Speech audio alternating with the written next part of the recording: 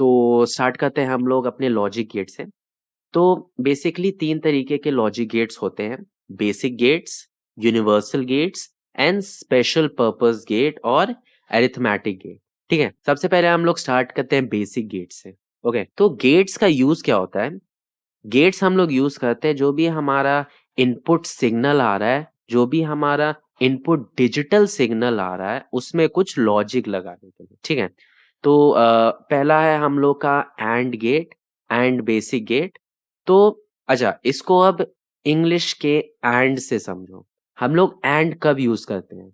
Ram and Shyam went to the party. मतलब राम और श्याम साथ में गए, मतलब सॉरी और नहीं, राम एंड श्याम साथ में गए। इसका मतलब कि राम और श्याम दोनों साथ में ही जाएंगे। अगर राम नहीं गया तो श्याम नहीं जाएगा। अब यहाँ पे ट्रूथ टेबल से समझो। इसका एक सिंपल सा ट्रिक है समझने का। अगर कोई भी एक जीरो है इनपुट गेट्स में, ठीक है, कोई भी वैल्यू अगर फॉल्स है, चाहे 5 6 7, चाहे जितने भी इनपुट हो, आपका आउटपुट जीरो होगा। क्योंकि एंड गेट क्या कहता है?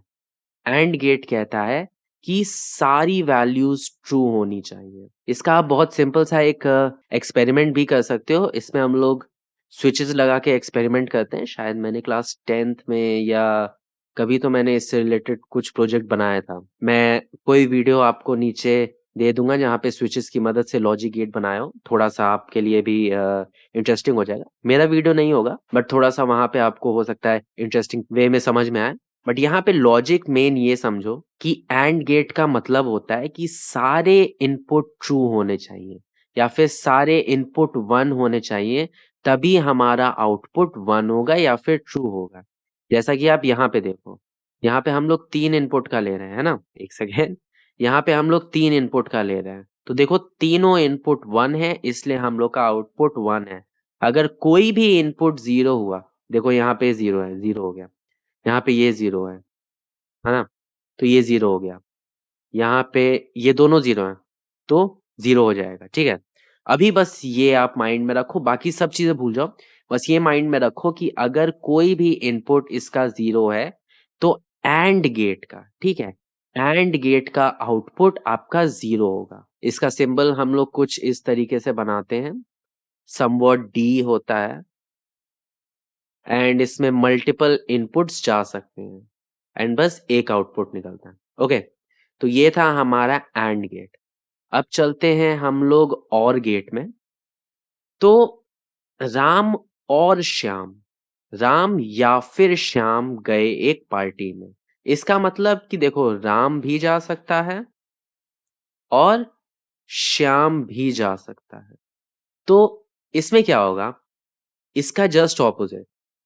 अगर एक भी वैल्यू आपकी 1 हुई, तो आपका आउटपुट 1 होगा। अगर एक भी इनपुट वैल्यू 1 हुई, तो आपका आउटपुट 1 होगा। देख लो आप यहाँ पे सारी वैल्यू 0 है, इसलिए 0 हुआ। यहाँ पे ये वैल्यू 1 है, इसलिए 1 हो गया। यहाँ पे ये वैल्यू 1 है, इसलिए 1 हो गया। यहाँ पे दोनों वैल्यू 1 है, इससे कोई मतलब नहीं है। आपकी बस एक वैल्यू 1 होनी चाहिए। यहाँ पे भी देखो, एक वैल्यू 1, इसलिए 1 हो गया। यहाँ पे भी एक वैल्यू 1, यहाँ पे भी 2 वैल्यू, एक्चुअली यहाँ पे भी 2 वैल्यू है, यहाँ पे भी 2 वैल्यू 1, यहाँ पे एक्चुअली 3 वैल्यू 1 है। तो उससे कुछ फर्क नहीं पड़ता, आपका एटलीस्ट एक वैल्यू 1 होनी चाहिए, तभी आपका आउटपुट 1 होगा। यहाँ पे आप ट्रुथ टेबल में देख सकते हो। इसका जो सिंबल होता है वो समवॉट ऐसा होता है। ठीक है, मेरी ड्राइंग इतनी अच्छी नहीं है, तो ऐसा होता है। इसमें भी आप मल्टीपल इनपुट्स दे सकते हो जितना चाहो। ओके, तो ये दो हमारे बेसिक गेट्स हैं। एक और हम लोग का बेसिक गेट बचा, नॉट गेट, और एक और होता है बफर गेट भी होता है। ठीक है, तो मैं दोनों को साथ में समझाता हूँ। पहला होता है हमारा नॉट गेट। ये सिंगल इनपुट गेट होता है। इसमें आप मल्टीपल इनपुट नहीं दे सकते। जैसे यहाँ पे आप मल्टीपल इनपुट दे सकते थे, यहाँ पे आप मल्टीपल इनपुट नहीं दे सकते। यहाँ पे बस एक इनपुट दिया जाता है, और इसका जो आउटपुट होता है वो कॉम्प्लीमेंट होता है इनपुट का। मतलब कि अगर यहाँ पे 0 है तो यहाँ पे 1 होगा, यहाँ पे 1 है तो यहाँ पे 0 होगा, मतलब जस्ट उल्टा। ये कॉम्प्लीमेंट होता है और इसको पहचानने का तरीका होता है यहाँ पे ये चीज़।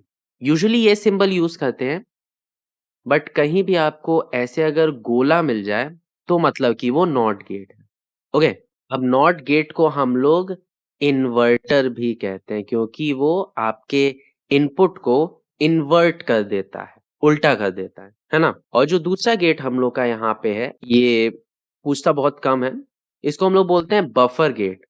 अब जो मैंने गोला यहाँ पे बनाया था, इसको गायब कर दो, बिना गोले के बनाओ, तो होगा क्या? जो इनपुट आ रहा है, वही इनपुट यहाँ से निकल जाएगा। अगर 1 आ रहा है, तो 1 निकल जाएगा, अगर 0 आ रहा है, तो 0 निकल जाएगा। ये हम लोग का हो गया बफर गेट। अब इसका यूज़ कहाँ आता है? ये यूजुअली एम्प्लीफिकेशन के लिए यूज़ होता है जब लॉन्ग वे कम्युनिकेशन होता है, तो वहाँ पे हम लोग इसको एम्प्लीफिकेशन के लिए लगा देते हैं क्योंकि ये सेम इनपुट को यहाँ पे पास कर देता है ना? तो ये थे हमारे 3 बेसिक गेट्स और बेसिक गेट्स का यूज़ करके आप कोई भी एक्सप्रेशन को बना सकते हो।